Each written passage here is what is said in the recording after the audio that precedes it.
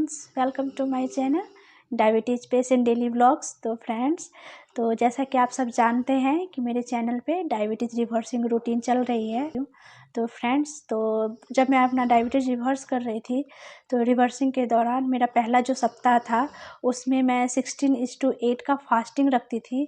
उसके बाद मैं 10 से 10:30 बजे के बीच में मैं कोशिश करती थी कि मेरा बिल्कुल रूटीन फिक्स रहे, टाइम टू टाइम मैं अपना सारा डाइट और सारा रूटीन को मैं फॉलो करती थी, बिल्कुल उसी के अकॉर्डिंग मैं करती थी।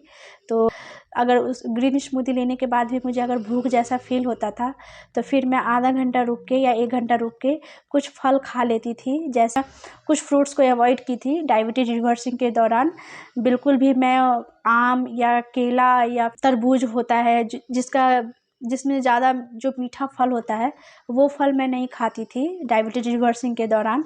बस मैं ज़्यादातर मैं अनार खाती थी और सेब खाती थी, संतरा खाती थी, अंगूर खाती थी और अमरूद खाती थी। जो डायबिटीज़ फ्रेंडली फ्रूट्स है वही फ्रूट्स को मैं डायबिटीज रिवर्सिंग के दौरान मैं लेती थी। और उसके बाद फिर मैं 12 बजे से 1 बजे के बीच में मैं अपना लंच कर लेती थी और लंच में भी बिल्कुल भी लो कार्ब और लो कैलोरी डाइट ही मैं लेती थी। और उसके बाद बीच बीच में मैं पानी को बहुत अच्छे से पीती थी।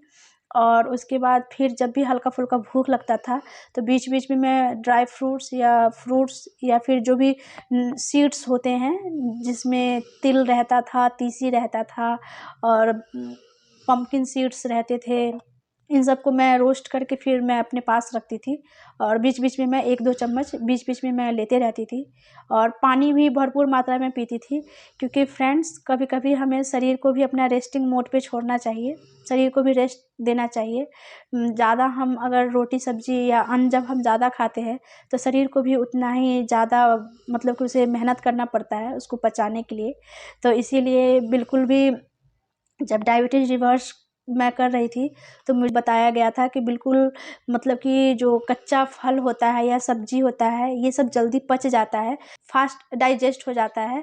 तो इसीलिए हमारे शरीर को कम मेहनत करना पड़ता है। तो हमें एनर्जी के लिए हमें बीच बीच में वो कुछ खाना भी था। ऐसा नहीं है कि बिल्कुल कुछ नहीं खाना होता है, कुछ नहीं करना, नहीं। मैंने अपना डायबिटीज़ को बहुत मतलब कि शुरुआती कुछ दिनों तक मैं रोई थी, मुझे दुख हुआ था कि मैं रोटी नहीं खा पाती हूँ, चावल नहीं खा पाती हूँ। मतलब घर का जो नॉर्मल हम लोग बचपन से खाते आए हैं, सब घर में बनता है, रोटी सब्जी दाल चावल जो सभी खाते हैं, वो खा पाती थी शुरू में। तो मुझे दुख होता था, रोना भी आता था, कई बार मैं रोई भी थी।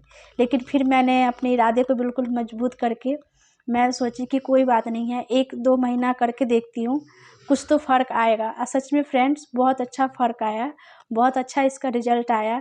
इसीलिए मुझे और ज़्यादा बिलीव हो गया इन सब चीज़ों पे कि हाँ, जो मैं कर रही हूँ अपने डायबिटीज़ रिवर्सिंग के लिए जो मैं मेहनत कर रही हूँ, बिल्कुल सही डायरेक्शन और सही तरीके से मैं कर रही हूँ।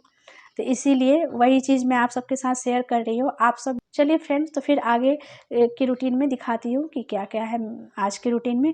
और इसी तरह आप सब बने रहिएगा, आगे की सारी रूटीन आप सबको देखने को मिलेगी। फ्रेंड्स, तो मॉर्निंग के 10 बजे के आसपास मैं ग्रीन स्मूदी लेती थी। देखिए फ्रेंड्स, तो अभी बज रहा है दोपहर के 12 और मैं जा रही हूँ अपना लंच लेने। लंच में है ये अंडा का ऑमलेट और उसके साथ सैलेड ले रही हूँ। तो फ्रेंड्स, तो आज का सैलेड देखिए कुछ डिफरेंट है, ये कच्चा सैलेड नहीं है। आज इसमें पत्ता गोभी और ब्लैक वाला जो गाजर है, शिमला मिर्च और प्याज, इन सबको हल्का सा मैं सौटे कर ली थी और उसके बाद मैं फिर इसके साथ लूँगी। और इसी तरह से मैं रोज़ एक ही टाइप का खाने से बोरिंग सा लगता था, डायबिटीज़ रिवर्सिंग भी बोरिंग सा होने लगता है। लेकिन मैं अपना डायबिटीज़ रिवर्सिंग जो मेरा रूटीन चला, बहुत इंटरेस्टिंग बनाते हुए, इंजॉय करते हुए, मैं रोज़ दिन अलग अलग डाइट को चेंज करते हुए तो फिर मैं अपना डायबिटीज़ को रिवर्स की थी। और फ्रेंड्स, तो यही है आज का मेरा लंच और यही लंच आप सबसे मैं शेयर कर रही हूँ।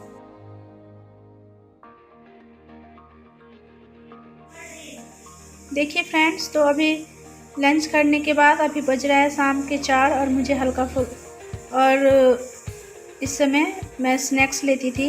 तो स्नैक्स में मैं फ्रूट्स या ड्राई फ्रूट्स कुछ भी जो अवेलेबल होता था वो लेती थी मैं।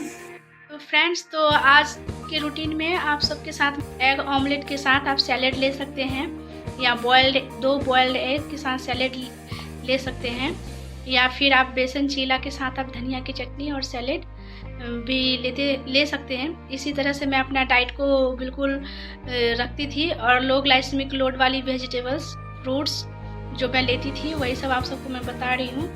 और मेरा डाइट भी बिल्कुल लो कार्ब और लो कैलोरी वाला रहता था। तो ठीक है फ्रेंड्स, तो आज की वीडियो को मैं यहीं पे एंड करती हूँ।